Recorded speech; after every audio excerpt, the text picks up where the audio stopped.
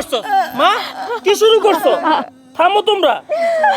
বাবাকে কবর দিতে হবে না? কবর খোঁড়া হয়ে গেছে, কবর দেওয়ার ব্যবস্থা করতে হবে। দাঁড়ান আপনারা, এই লাশ মাটি দেওয়া যাবে না। ভাই ভাই আপনি কে? কেন আমার বাবার লাশ কবর দেওয়া যাবে না ভাই? কারণ উনি আমার কাছ থেকে মোটা অঙ্কের টাকা ধার নিয়েছিল, ওই টাকা পরিশোধ করতে হবে, তারপরে এই লাশ দাফন হবে। আদারওয়াইজ এই লাশ দাফন হবে না। মানে কি বলছেন আপনি? আপনার কাছ থেকে আমার বাবা মোটা অঙ্কের টাকা নিছে? কই, আমরা তো জানি না। আর বাবাও তো আমাদেরকে কখনো বলেনি আপনার কাছ থেকে টাকা ধার নিয়েছে। হ্যাঁ, আমার ছেলে ঠিক কথাই বলছে। আমার স্বামী যদি কারো কাছ থেকে টাকা ধার নিত, আর কারোর কাছে না জানাইলেও অন্তত সে আমার কাছে বলতো যে বউ আমি অমুকের কাছ থেকে এই টাকা ধার নিছি। সে যখন যেখানে যে কাজটাই করুক না কেন আমার এসে সব কথা বলতো। আর এত বড় একটা কাজ করছে সে আমারে বলবে না, এটা হইতেই পারে না। দেখেন, আপনাদের কার কাছে কি কথা জানাতো না জানাতো সেটা তো আমার দেখার বিষয় না। আমার কাছ থেকে উনি টাকা নিছে, সেটা হচ্ছে বড় কথা। আমি এত কিছু শুনতে যাচ্ছি না।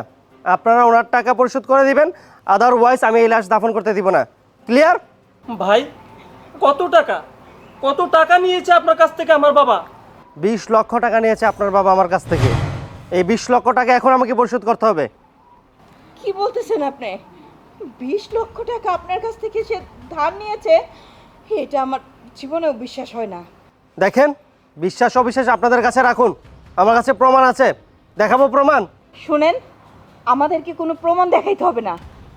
আমার স্বামী মরার আগে একজনের কাছ থেকে 20 লক্ষ টাকা ধার নিছে, যেটা সে আমাকেও বলে নাই, আমার ছেলে মেয়েকেও বলে নাই। তার মানে সে এত টাকা দিয়ে কি করছে আমি তো নিজেই সেটা বুঝতে পারতেছি না। যে মানুষটাকে এতদিন আমি এত ভালো মানুষ মনে করতাম, তার মানে কি আমাদের আড়ালে সে অন্য কোনো কিছু করছে? মা, আমার তো বাবার প্রতি আগেই সন্দেহ হইতো। আর আমি তো আপনাদেরকে অনেকবার বলারও চেষ্টা করছি, কেউই আমার কথা শুনেন নাই। যে বাবা হয়তো বা অনেক কিছুই করে, কিন্তু আপনারা তো সবসময়ই বলতেন বাবা অনেক ভালো, তোমার বাবা এটা করতে পারে না। এখন দেখেন ওনার কাছ থেকে 20 লাখ টাকা হাওলাত নিয়ে কোন মহিলার পিছনে খরচ করছে।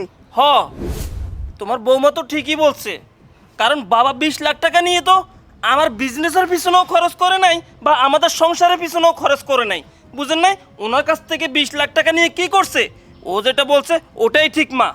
তার মানে তুই যে এই কথাটা বলতেছিস, হ্যাঁ আমার মনে হয় এই কথাটাই সত্য। যদি 20 লক্ষ টাকা সে ধার নিয়েই থাকে, আমাকে সে কোনো কিছুই জানায় নাই, তাহলে এতগুলো টাকা দিয়ে সে কী করলো? তার মানে সে অন্য কোনো নারীর প্রতি আসক্ত ছিল, অন্য কোনো মেয়ের পিছনে সে টাকা খরচ করছে। ছি ছি ছি, এত বড় একটা কথা আমার শোনা লাগলো। থামো না, তোমরা কেন এসব কথা বলছো আমার বাবার নামে?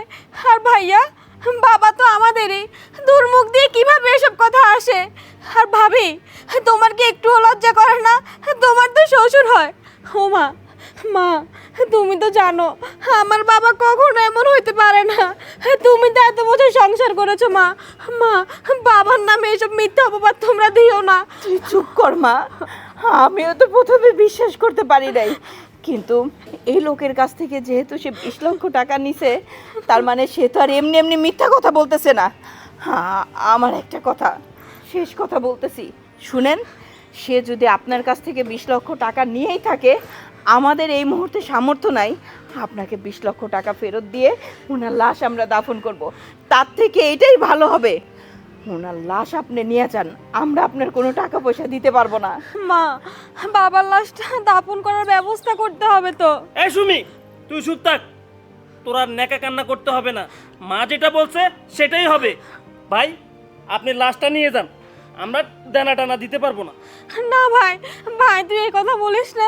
যেখান থেকে হোক 20 লক্ষ টাকা ম্যানেজ করে দে না ভাই, আমরা বাবার লাশটা দাফন করি। ভাই ভাই আমি তোর কাছে ভিক্ষে চাই ভাই, আমি প্রয়োজনে তোকে পরে 20 লাখ টাকা শোধ করে দিব। ভাই দে না 20 লক্ষ টাকা ভাই। 20 লাখ টাকা? 20 লাখ টাকা আমি কোথায় পাবো? হ্যাঁ, আমার যে সামান্য একটা বিজনেস, ওই বিজনেস বিক্রি করলেও তো আমি 20 লাখ টাকা জোগাড় করতে পারবো না। সুমি, ও ঠিক কথাই বলছে।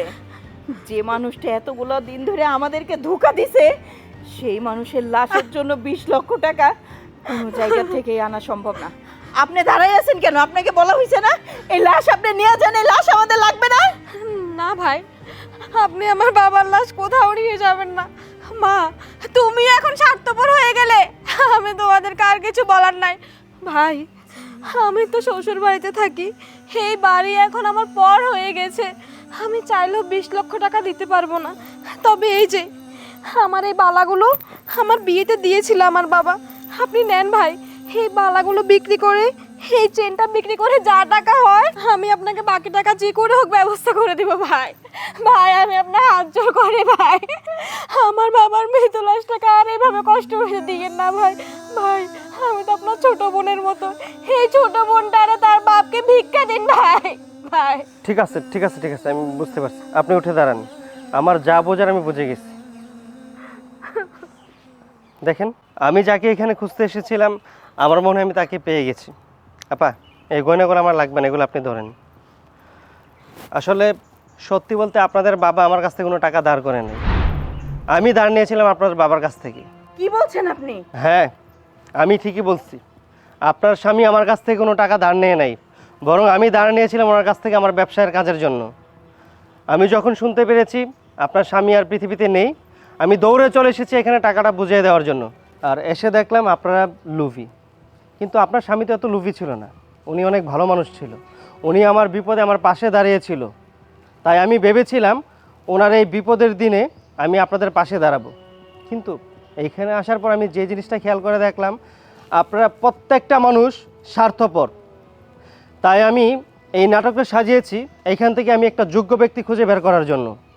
আমার কাছে মনে হয়েছে আপনার বোন, আমার ভাবতেও ঘৃণা হচ্ছে যে আপনি ওনার সন্তান। এই, আপনাকে ছোটোবেলা থেকে লালন পালন করে এতটুকু করে নিয়ে এসেছে, আপনার কি একটু বিবেক নাই? আপনার বাবার প্রতি একটু টান মহব্বত ভালোবাসা নেই? আরে যে লোকটা মারা গেছে তার দাফন কাফনের ব্যবস্থা কি করতে পারেন নাই? করা উচিত ছিল না? আরে যে করে পারতেন, টাকা পয়সা ম্যানেজ করতে আপনি বলতে পারতেন যে আমি আমার বাবাকে দাফন করব। কই, এই কথা তো একবার মুখ থেকে বলেন নাই। আপনার জন্য আমার লজ্জা হচ্ছে। আপনার মতো এরকম সন্তান যার আছে, থাক, আপনার কথা আর কী বলবো। এই যে আন্টি, যার সাথে এতটা বছর আপনি সংসার করেছেন, তার প্রতি আপনার এই বিশ্বাস ছিল, তার চরিত্র নিয়ে এইভাবে কথা বলতে আপনার বিবেক কি একটু বাধা দিল না? আরে একটা মানুষ টাকা দাঁড় নিতেও পারে, হয়তো আপনাদের কোনো কারণে বলতে নাও পারতো, কিন্তু আফসোস যে উনি আমার কাছ থেকে কোনো টাকা পয়সা নেই, বরং আমি নিয়েছিলাম ওনার কাছ থেকে টাকা। আমার না আপনাদের সবার জন্য লজ্জা হচ্ছে যে আপনারা ওনার পরিবারের একজন সদস্য। আমি যোগ্য ব্যক্তি খুঁজে পেয়েছি, আমার কাছে মনে হয়েছে আপনি সেই যোগ্য ব্যক্তি। আসলে আমি তো সম্পূর্ণ টাকা নিয়ে আসতে পারি নাই, আমার কাছে নগদ কিছু টাকা আছে, এই টাকাটা ধরুন, চেকটা ধরুন, এইখানে আপনার সম্পূর্ণ টাকা আছে, আপনি উঠিয়ে নিন। ঠিক আছে আপা, আমি তাহলে আসি, আমার দায়িত্ব তাহলে শেষ। ভালো থাকবেন, আসসালামু আলাইকুম। আচ্ছা ভাই। বোন, বোন, এইদিকে দে, আমার কাছে দে। এই থাম তুই, তুই আর একটা কথা বলবি না, বেঈমান স্বার্থপর লোভী। ছি ছি ছি, আরে তুই যে আমার ভাই, এটা ভাবতেও তো আমার লজ্জা করছে। আর মা, আজকে তোমাদের যে রূপ দেখাইলা তোমরা বাইরের একটা মানুষের সামনে, ছি ছি ছি মা। এই, তোমরা কেউ আমার বাবার কাছে আসবে না, সরো তোমরা, সরো সবাই। আমার বাবার লাশ আমি দাফন করার ব্যবস্থা করবো বাবা। বাবা,